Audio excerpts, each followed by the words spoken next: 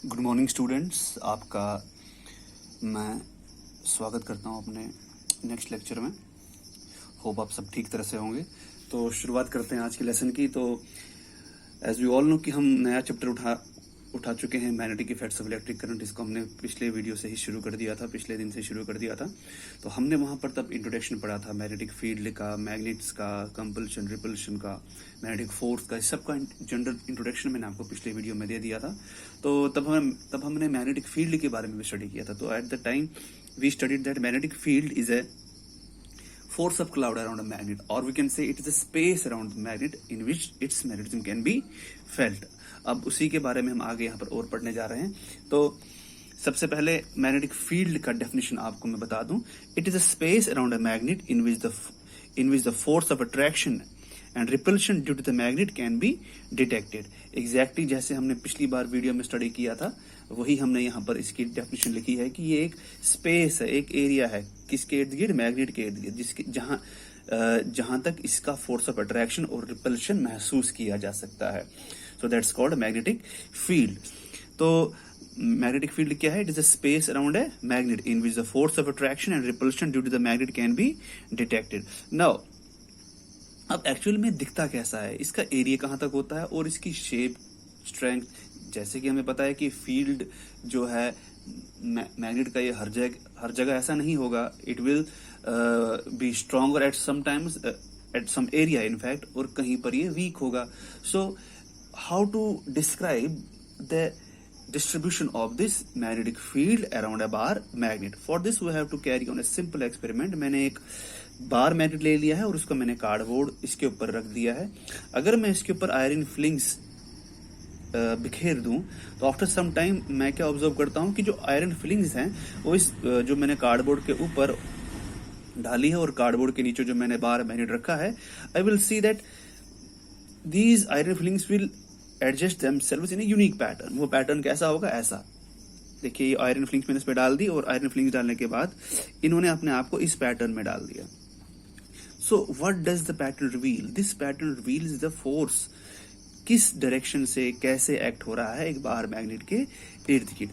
तो ये unique adjustment जो है इन आयरन फिलिंग्स का, ये हमें एक नई चीज स्टडी करने को यहाँ पर मजबूर करता है। वो नई चीज है मैग्नेटिक लाइंस।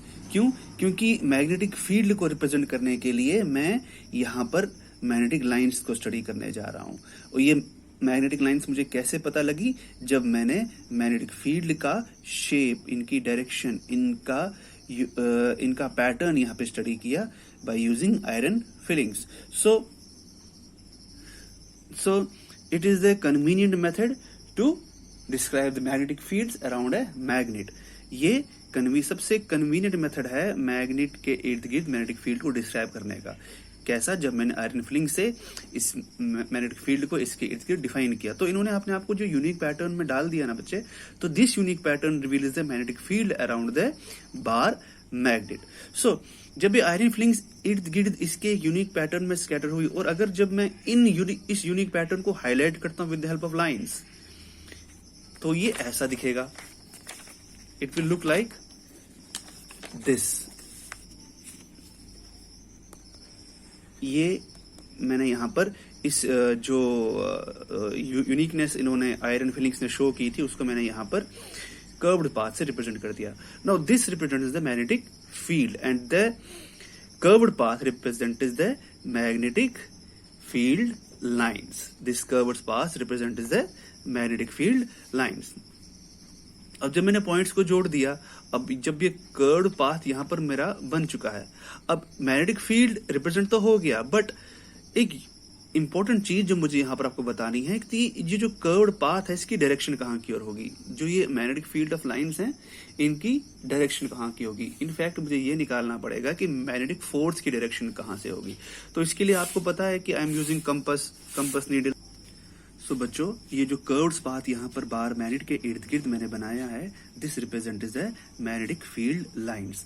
अब मैग्नेटिक फील्ड लाइंस का डायरेक्शन डिटेक्ट करने के लिए, दैट मीन्स मैग्नेटिक फोर्स का डायरेक्शन डिटेक्ट करने के लिए मुझे सिंपली बार मैग्नेट का इस्तेमाल करना है। As you all know, bar magnet के इर्द गिर्द जब मैं नीडल कंपास या कंपास नीडल को रखता हूं तो इट शोज डिफ्लेक्शन। क्यों? क्योंकि कंपास नीडल खुद एक छोटा सा मैग्नेट ऐड करता है, उसका भी एक नॉर्थ पोल होता है, उसका भी साउथ पोल होता है। तो जब नॉर्थ नॉर्थ के पास आएगा it will obviously show some deviation. तो जब मैंने यहाँ पर इस बार मैग्नेट को लाया तो दैट मीन्स जब मैं हर एक पॉइंट पे इसकी डायरेक्शंस निकालना शुरू करूंगा तो ये कुछ ऐसी बनेगी, ऐसी ऐसी ऐसी ऐसी। और जब मैं कंटिन्यूअसली इसकी मोशन को ट्रेस करूंगा तो यू विल सी कि ये एरोज इंडिकेट कर रहे हैं डायरेक्शन ऑफ मैग्नेटिक फील्ड। तो ये कुछ ऐसे बनेंगे।